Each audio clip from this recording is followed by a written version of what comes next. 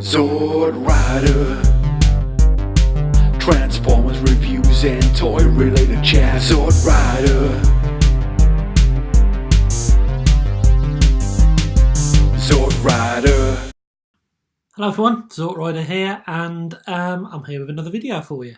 And the topic of today's video is going to be based around I've got up to 300 subscribers, which is amazing.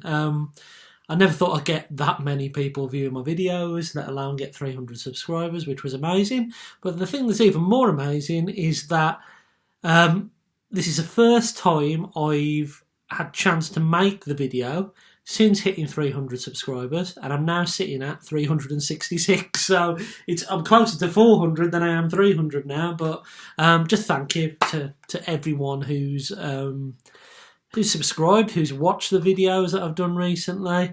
Thank you to Cybertron.com for showcasing my Shockwave video on there, which was pretty amazing. I think there was about 10,000 views on that page since I looked.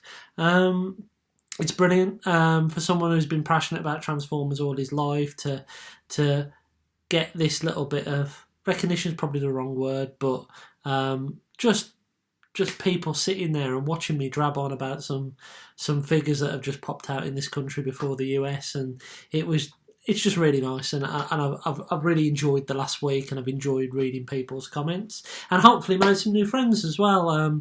There's a few people that I've been chatting to on the back of those videos, whether it be on the comments or they've followed me on Twitter or Instagram and messaged me. So that's amazing, that's great. So thank you to every single person who has commented on the videos, who has watched the videos.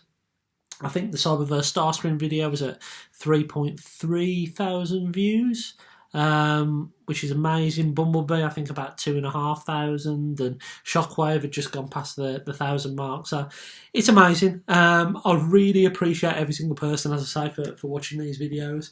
And yeah, so thank you so much, really. So for all the new subscribers out there, what I thought I'd do is tell you a little bit about myself and the channel, and hopefully it's something that you'll keep watching and keep being interested in. So my tag name is Xortrider, which come from my Twitter tag a couple of years ago when the first wave of Titan's Return came out. Or was it the second wave? Highbrow, Headmaster Highbrow, who's there, the original one.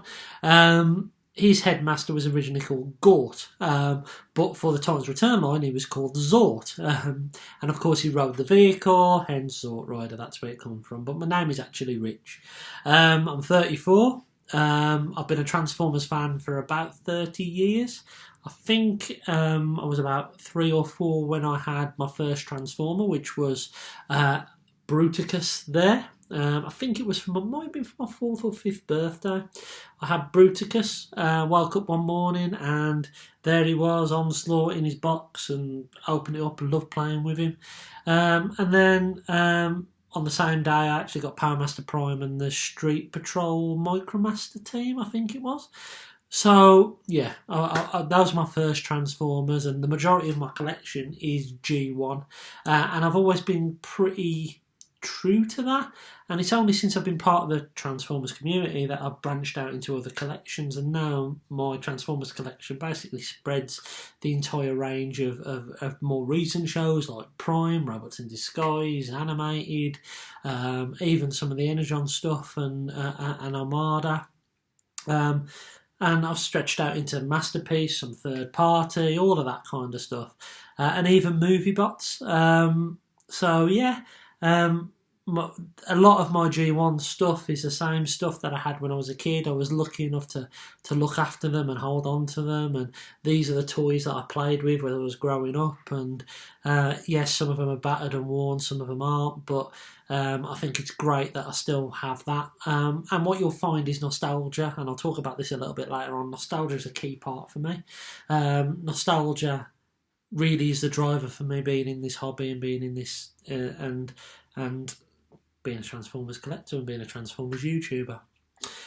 So the channel itself, you'll see me reviewing lots of stuff. You'll see me reviewing G1, you'll see me reviewing new stuff if I get my hands on it. You can see me reviewing third party, Masterpiece, knockoffs, all of that kind of stuff. If I see something I like, I will buy it. And what I will say is that unless I shout out in the video, which doesn't happen very often, only once or twice, these things are bought by my own money. I don't get given stuff for free. I don't make money from the channel. I don't do Patreon. I don't do monetize my videos. I don't ask for money because I see this as a hobby. And what I've said before, and I'll always say it again, if you like these videos and you want to give something, then next time you see a homeless person on the street, give them a cup of tea, because they need the money more than I do. Frankly, this is my hobby. This is something I enjoy doing, and I won't mix those two things, if that makes sense. I won't mix something I love doing and start to make money out of it, because I don't like mixing the two. So I think the video I enjoyed reading the comments on the most was the Starscream video, simply because there was people who were disagreeing with me, which was great, because we all talk to opinions, we all like different things, and that's perfectly fine. Constructive feedback and argument is always the way to go. But also there seems to be a theme emerging from some of the comments. I'll read a few of them out now. Young Pesci, basically crap. It's a kid's toy, but even kids know quality, and that was kind of one of the themes of the comments. TF fan page 101, wow, what a terrible toy. I hate the argument people make that these are kids' toys. With toys like this, so can't kids have decent toys as well? And me and the TFM page 101, sorry, I don't know your name, my friend, but we were having a discussion in the comments on that. Another comment which I liked, which was challenging, which was good, from David Riley. Hello, David, if you're watching. If you don't like the kids' gimmicks, the whole new line for kids, that's in brackets, why even buy the figure? I know your toy has QC issues, but negging Starscream, not cool, dude. Now, I'm not quite sure what negging means, I'm sorry, but it could mean egging, I guess.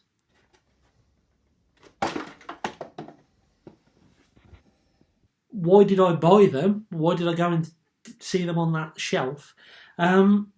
It's the other value as a collector that I was talking about, and it's not the build quality, it's not the design, it's the initial thrill of finding something in a shop. Now, these days, the internet, you can find anything. And my good friend Graham, he put it into words in one of his blogs, it hits the nail on the head. In the past, you had to look to find something, and it wasn't the price that was the driver for it. So back in the 80s, you might have to go around various different shops or whatever it might be. You might have to travel back to Woolworths backwards and forwards, or Toys R Us or whatever, to try and find the toy that you want. And if you did find the toy that you want, it would be the retail value of that figure. Today's different. Today we can go online and you can buy whatever you want as long as you've got that money.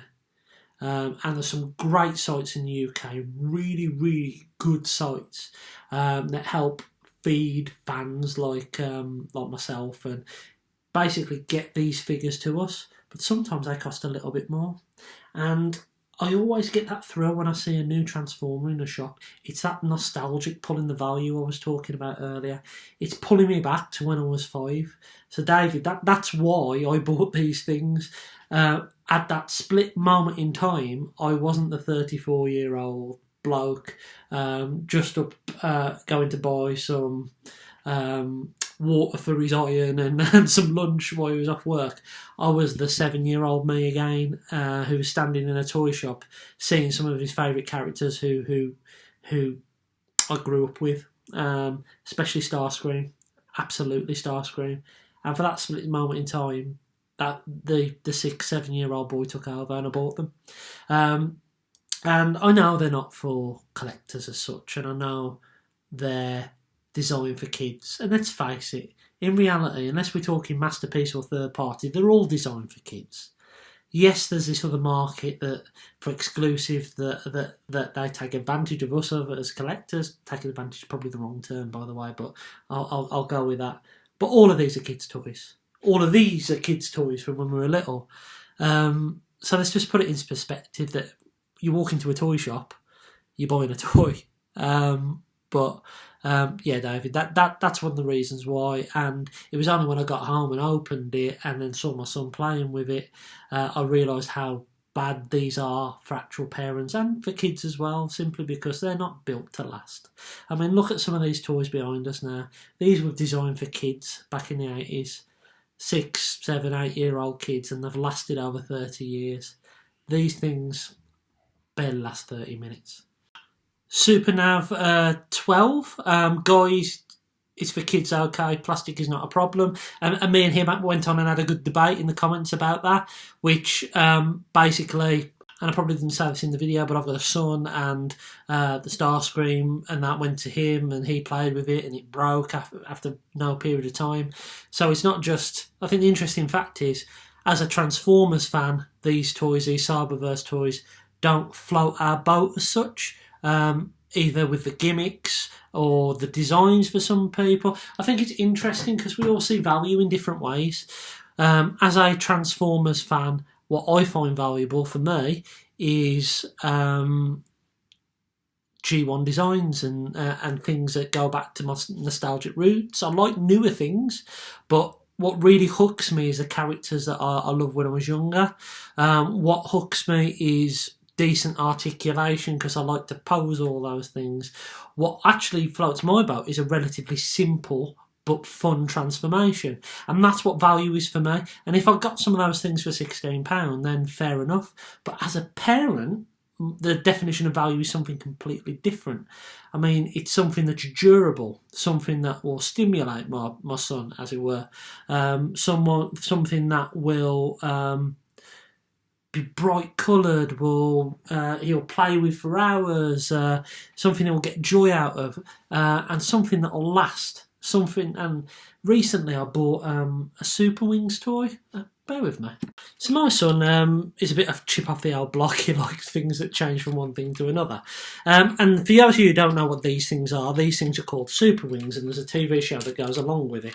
And essentially you've got a plane mode, but you can fold down the legs, fold out the arms, and there you go. You've got this figure with like, yeah, half plane with arms and legs. But these things are 13 quid. £12.99, £13 roughly in the UK. So that's what, about $19? Solid plastic. Absolutely solid. Very few, yeah, there's a gap there for transformation, but very few gaps. This is what I consider value for it, because this has been in the bath. Yeah, a bit of paint's chipped on it and all that kind of stuff, but he's been actively playing and smashing this thing about, throwing it across the room like it's an actual real plane, and he's been hitting the wall and all that kind of stuff, and it's lasted. And as a parent, that's value for me. These things are durable, these things will last, and these things are actually, what, £3 cheaper than the Cyberverse Transformers? They've got a lot more, almost double the weight, and I'm using the one that I've kept for myself, Shockwave, as an example, and he's not a bad toy. But these are thicker plastic, better joints, yeah, posability, yeah, but you're not going to get that from this thing, but it's better built. Those things just will disintegrate. It's unfortunate, but there you go. So I think we all got different definition of value, and I've gone a long way around this story.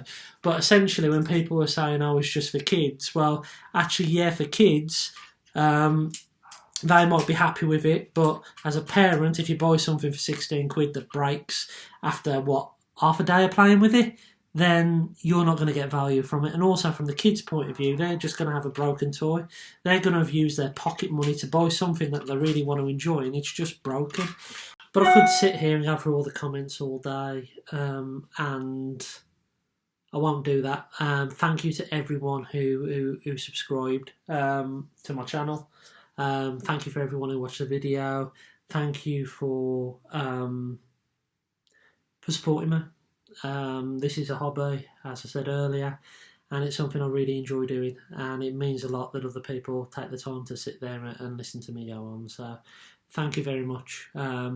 If there's any videos or any discussion points you want me to talk about, then please let me know, and I'll do my utmost to do them. Normally do my videos on a weekend, but I will do my utmost to get back to you, and I'll try to respond to as many comments as I can. So if you got to the end of that video, very well done. Listen to me go on for 15 minutes or so. But what I thought I'd do at the end of this video is I've got a few figures I've got recently, and I thought it'd be nice for you to pick it by leaving your suggestion, your choice in the comments below which figure I'll do a review on next weekend.